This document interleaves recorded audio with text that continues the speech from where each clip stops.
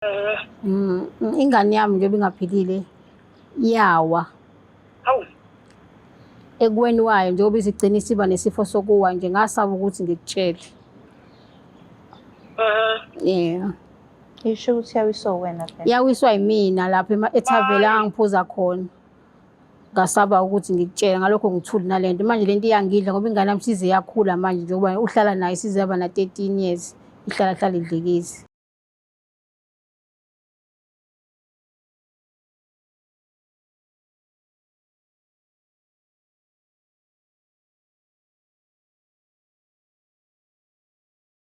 Sanibingelela nonke babukeli be-Black Life TV. Kwesinye isiqephu esisikhipha izimfihlo. Namhlanje sisenodadewethu othi-ke na unemfihlo afisa ukuyidalula. Sawubona njani? Ngiyaphila njani? Ngiyaphila. Cela ubingelela ababukeli emakhaya usho ukuthi uqhamuka kuphi nendawo. Sanibonani babukeli. Uqhamuka kuphi nendawo? Ngiqhamuka eBergville. Uqhamuka eBergville. Esigodini saseMangwaneni. Emangwaneni. Yeah. So Emangwaneni eBergville isekhaya la eThekwini wenzani? La eThekwini ngize ngokwempilo ngizohlanganisa impilo. Zohlanganisa impilo. Okay. Isigameko leso zosibika senzeka la eThekwini noma eBergville? Senzeka eBergville. Senzeka eBergville. So awubalekile eBergville? Hayi angibalekile eBergville. Okay. Ngithi angibusise phela. So awusho ke uhlaliswe yini lesi sihlalo? Qala phi udaba? Idaba lami liqala la nginenkinga la. Sisi. Ngifuna uzoconfessa ngendaba yengane yami. Okay. And inkinga yengane yami ihlala iwe. Inesifo sokuwa manje. Ihlala iwe? So ineminyaka mingaki? Isino 13 years manje. Sina 13? Yebo. Okay. Yebo. So mayiwa kwenzeka kanjani? Mhlawumbe kwenzeka once a week, mhlawumbe enyangeni? Yebo manje sekwenzeka izikulandelane mhlawumbe inyanga. Noma mhlawumbe iwe kabili enyangeni. Yebo. Manje lento ngiphatha kabi. Izalwe naso lesifo? Ayizalwanga naso. Okay. Kwenzakalani? Ingane yami ngayizala kahle nje iphila ingenalutho. Kwase kwaba umuntu ongena ezinkambeni zikaFaro. Mangena ezinkambeni zaFaro ingane yami ngiphuza nayo ngihambe ngiphuza nayo. Kwathi ngiyiphethe yawa. Mayiwa angangakhuluma ekhaya ukuthi ingane iwile. Ngoba sengathi nje ingane iyiwele lathi idlala lezinye ezincane. Yabo. Manje ima siphindelene emuva. Inkambi kaFaro ubuvela uyiphuzela zona usakhulele noma? Bengivele ngiyiphuzela ngisakhulile kodwa ngingagxilile kakhulu. Yeah. But kwakwenze njani uzohambe nengane uyophuza iziwe? No ngize ngihambe nayo ingane yami engekho umuntu ongangisalela nayo. Ngakhesa ukuthi ngihambe nayo ngoba phela ngangimdinga uphuzo lami ngoba ngangifuna ulomela. Uphuzela ekhaya? Angeke ngikwazi ukuphuzela ekhaya ngoba uma wengazwani nezinto ezifana notshwala kanje. Nanomnyeni wami engayithandi futhi ngimfihlela. Umnyeni wakhe akazi? Akazi. Ima umyeni wakho nishadile noma umyeni wakho uyingoduso? Hayi uyingoduso sishadanga. So akazi wena ukuthi uyaphuza? Akazi ukuthi ngiyaphuza mina ngifihlile njengomuntu ongaphuzi noma akazi ukuthi ngiyaphuza. So ufihlile ingane ke nakhathi uyiwisa enenyanga engako uyeneminyaka ngako? Ngamwisa enenyanga ezu4. Kwenzakalani nakhathi usumwise? Ngamwisa ngamphuthumisa esibhedlela ngoba wavela vuvukala isiphongo. Ezif kuumuntu owe embedeni kanti uwe kumina izandleni zami ngimphethe otshwaleni. Uphuze buka amakhelwane. Khona lokutshela ukuthiwa imuncasi. Usagologo like. So manje waphuza bona ingane wawulahlekelwe ibalansini? Ngalahlekelwe ibalance. Ngiyithatha ngiyitshatha kanje kanti izophuma. Manje uyichaza uthini ke lento kuma wakho nakumyeni wakho ukuthi uphuzile ngoba phela uthe ufihlile? Phela isindaba sengizoyichaza ngoba sengiyabona ehambeni kwesikhathi ukuthi ingane yami iyahlukumezeka yenzeka izinto ezifana lezi ngoba ngathi mhlambe yinto eyenziwe umuntu awemakhaya bathanda ukuthi makukhonto evela kumuntu bethi hayi besola ubani. Ngabona ukuthi ukusola umuntu kanti into ilele kumina. Odokotela bathini yakhe? Odokotela basho ukuthi ingane iwile. Yabo. Ngase ngathi mina shuthi uwe edlala nabanye izinye ingane lezi ezithe ukukhula yena sayingane. Awufika uphuzile? Angifikanga ngiphuzile phela ngizofihla ngeke ngize ngivele ngiqhamuke. Okay. Umngane wami naye wengikhava nalapha nalapha. So umuntu oyazi lo indaba wena nomngane wakho? Mina nomngane wami umano nesoka lami abazi. So namhlanje ufuna ukuconfessa kwa? Ngifuna ukuconfessa kumamezala wami. Uma wakho? Why? Ukuthi phela ingane ngoba ilokhu ihlupha ngoba phela ngithi ihlala naye. mina ngikho eduze kwawo lokho ngitshethwa hayi usibani bani usevele angene isifo sokuwa kanti lesi sifo sokuwa asibelanga sayiqhamukela sasuka kimi umzali wakhe. No, sengisho ukuthi-ke na why ufuna ukumtshela manje? Angithi ngane u-10 aba? Yayino 4 months. Ena 4 months naba manje? Sina 13 years. So why ulinde isikhathi eside angakuthi uzudalule lo udaba? Ukuthi esakhula bengakaze kuze kumenze. Sekumqala manje ngoba esekhula nganoma kwenza ukuthi mhlawumbe ukukhula kwakhe. So uma wakho ngoba uconfessa ufisa enze ngalo lo daba? Umana ngifisa ukuthi sisukumele phela lo daba ukuze akwazi ukungisiza ukuthi ngenze kanjani. So umyeni wakho masethola ukuthi na wena wawusinganyeni uphuzile. Useyazi manje ukuthi uyaphuza? Phela mayizothola namhlanje ukuthi uyaphuza. Ngiyaphuza. Sonke lesikhathi mina bengimfihlela. Umshado wakho ke umise kuphi lapha? Umshado wami phela ngisho ukuthi ngizokubeka ecele ngoba uzodlibhika phela ngoba phela ingane yakhe le engiyenze yaba isidalwa. Uyayathini nje mayikhuluma ngayo lento ebona ingane idlikiza? Ukhona omunye odlikizayo emndenini? Akekho umuntu odlikizayo kuyena kuyamthutha lokho ukuthi lo emndenini wakhe akekho waba nesifo sokuqala ngengane yakhe. So uyayathini mayikhuluma ngale ndaba? Uyabalisa kakhulu. And mangasathola ngazi ukuthi uzothini. Uma wakho yena uthini ngalolu daba ebona ingane idlikiza? Uma phela naye unakho ukuthuka okukhulu ngoba kuyamangaza nasekhaya sina umuntu oyisidala odlikizayo. Ingane yona uma ukhuluma nayo ifila kanjani?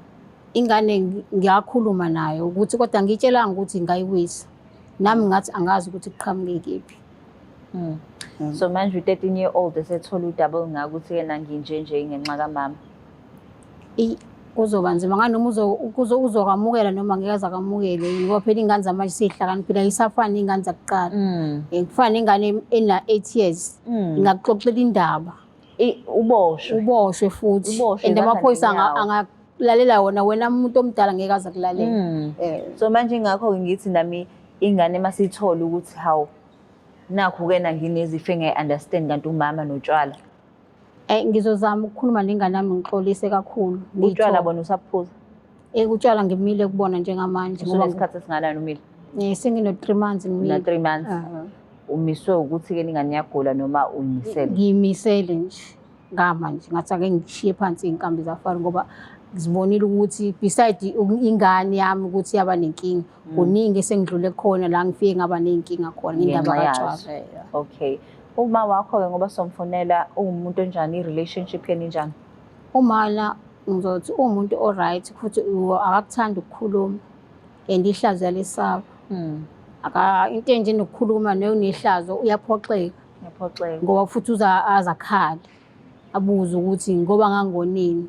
Shuthi mina kufanele mina ngizame ngayo yonke indlela ukuthi umana ngibuyisa endaweni e-right angabi lo muntu ongicabanga ukuthi mina shuthi kahle kahle imfihlo yami nami sengamsikhipha isidumbu ngendlela izinto engizenze ngayo.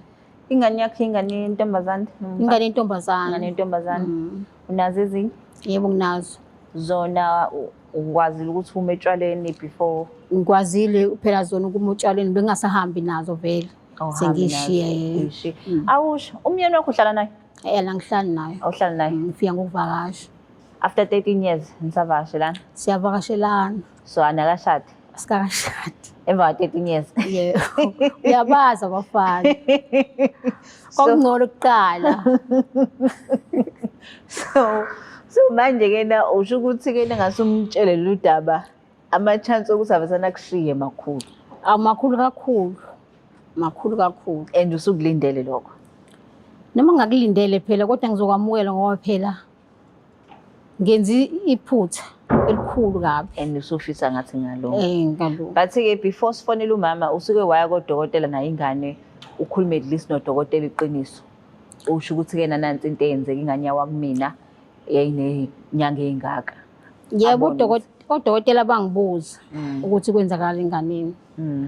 Ngazama ukukhuluma ngale ndlela engakhuluma ngayo kodwa udokotela wangiphikisa. Wathi noma ngabe kuthiwa ingane eyidlala nezinye ingane engeke iziyenze kanje. Iwe kanje. Le ngane ukukhomba ukuthi iyawa endaweni ephakeme. Yeza ngesiphongo ngoba isiphongo sahlala esishisi. Wena ngasagcina sengimtshela. Ngangihlelele izihlalo ezinkulu phela zaseMathaveli.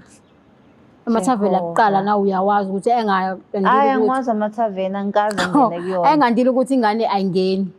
Yebo, uhlala nabanye omama nabanye obhuti niphuze shintshwane ngayo bo. Asimthinta uma wakhe simuze ukuthi uzothini ngalolu daba.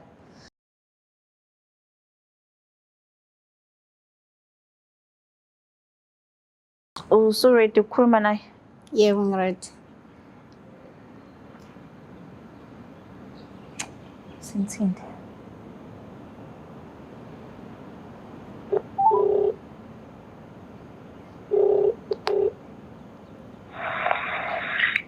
Sawubona. Sawubona njani? Ngiyaphila njani? Ngiyaphila. Ukhuluma noLungstar ka Black Life TV. Singakwazi ukukhuluma? Yebo, singakhuluma. Ngiyabonga kakhulu. La ohlelweni ngihleli nododakazi wakho othi-ke nakunodaba afisa ukuxoxela lona. Ungakwazi ukumlalela? Ngingamlalela. Ngiyabonga kakhulu. Hello? Yebo. Kanjani? Unjani ma? Ngiyaphila njani? Ngiyaphila ma. Mana la nginenkinga la. Ngifuna ukuconfessa ngendaba yengane njengoba ingane ingaphilile. Ingane yami njengoba ingaphilile yawa. Hawu. Ekweni wayo njengoba izigcina isiba nesifo sokuwa nje ngasaba ukuthi ngikutshele. Yeah. Isho ukuthi yawiswa wena phela. Yawiswa yimina lapha ethavela angiphuza khona. Ngasaba ukuthi ngikutshele ngalokho ngithuli nalento manje lento iyangidla ngoba ingane yami size yakhula manje njengoba uhlala naye size yaba na 13 years ihlala idlikizi. Ntombi yomuntu into ishoyo kodwa. Nama yikho into engizoyenza kumele ngikutshele ngoba lento iyangihlupha nami emoyeni la ngitohoza khona ngihlala lento nje sidlala isithombe sayo ukuthi umntana wami nje yimina. Angilesabi ihlazi nje lo ikhuluma ngempela. Kwakwenze njani uyisa ingane? Yawa ngephutha ma ngoba ngangiphuzile. Hayi ninezika bo. Hawu. Hayi ubabaza ngiqedi. Hawu inje lo ngitshela yona. Awu cha nina ninezika nina njalo yazi ninamahlazo nina njalo. Hawu.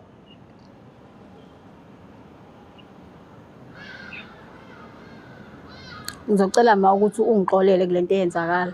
Nami ngangayona inhloso yami.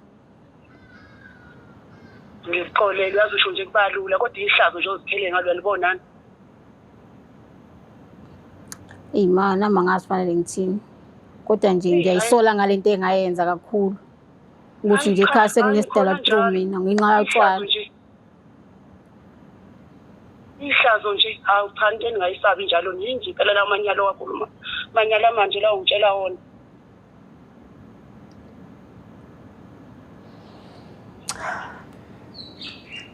Sawona mama? Yebo. Uzizwa kanjani bakithi indodakazi yakho ithi umzukulu wakho wamwisa ephuzile ethaveni? Hayi uyabona kodwa lezi ingane. Uyabona lezi ingane. Ubukwazi ukuthi uyaphuza? Inhloko bengingayazi nje kwale ukuthi uyaphuza mina. Awukazi umsole nokumsola?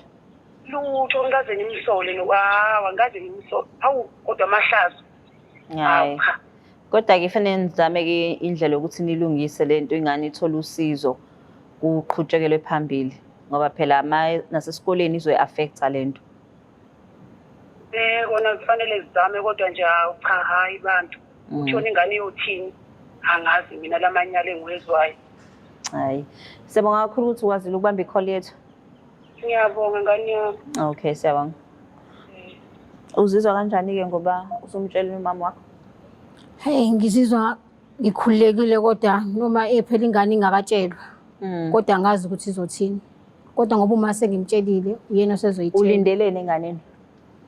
Ngilindele into ukuthelwa phela enganeni izongidinelwa. So ukulindele konke lokho? Ngikulindele lokho. Ngivula izandla. Nemuntu lo nobabuwayo ngilindele ukuthi noma ngabe usho ini. Ngoba mina sengikhulumile mhlambe nala izinto ezikade ngingahambeli kahle khona mhlambe sekuzohamba kahle ngoba phela sengikhulumile. Yebo. Hayi no sizwa kahle. Yo nezwela ke bakithi ukuthi ke na uthi uyathemba ukuthi ngoba sekukhulumile iqiniso ingane sizokwazi ukuthi ithole usizo right nayo into zakhe iqaqeke. Kwesesikhathi imfihlo sikhiphela ngoba sibona into zesingalungi kahle. Yebo. Sikhipha also if into zakho behamba kahle ngaba ushongo leqiniso. Phela bengizosho kodwa uma unemfihlo uyibona ukuthi le mfihlo le uthi sabathe uhamba izinto akulungi lutho. Iyabuya lento ukuthi angeke ngikhulume. Mhlawumbe uma ngikhuluma izinto engiyifihlile kuzokulunga yonke into. Hayi, ngizwa kahle. Hayi, siyabonga kakhulu ku-Black Life TV kwesiqephu esithi sikhipha izimfihlo. Please don't forget to share, like and subscribe. Ngulungistar, nginithanda kakhulu.